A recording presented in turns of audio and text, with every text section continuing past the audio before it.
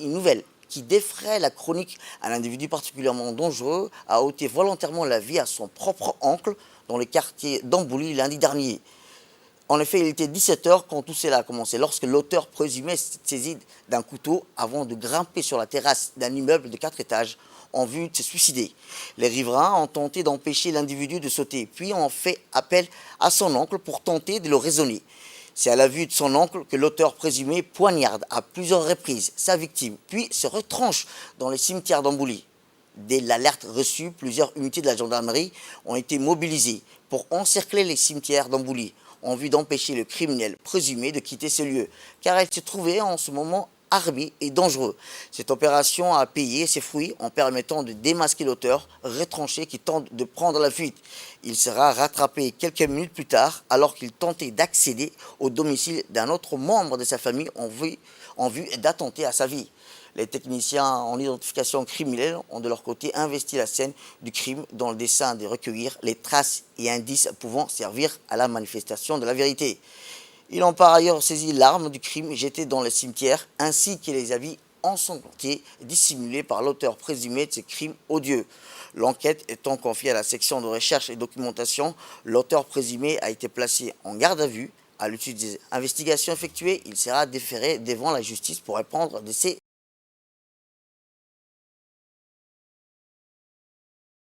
Ce lundi 13 mars 2023, vers 17h, un citoyen fait appel au 116 gendarmerie en vue de signaler des faits d'homicide volontaire qui venaient de se dérouler dans les quartiers d'Ambouli.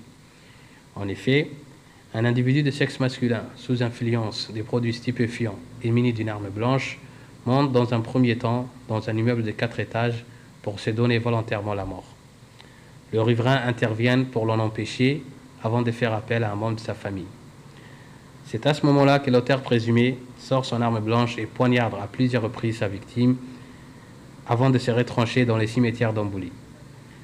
La victime, qui a été aussitôt évacuée par la famille vers les urgences de l'hôpital général Pelletier, succombera de suite de ses blessures sur le chemin de l'hôpital.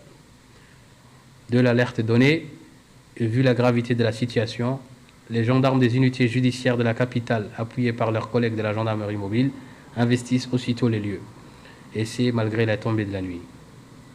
Au même moment, le technicien en identification criminelle a entamé les constatations sur la scène du crime en vue de recueillir les traces et indices pouvant servir à la manifestation de la vérité.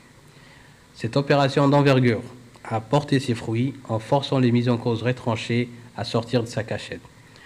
Il tente de se rendre chez un autre membre de la famille dans le dessein d'attenter également à sa vie, mais il est empêché de justesse. Une course-poursuite s'engage et mise en cause a été finalement maîtrisée par les gendarmes. Tôt la matinée du 14 mars 2023, un ratissage a été effectué dans les cimetières d'Ambouli où l'arme du crime ainsi que les habits ensanglantés de l'auteur présumé ont été retrouvés.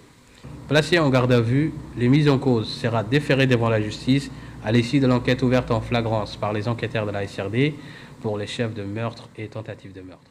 Je vous remercie.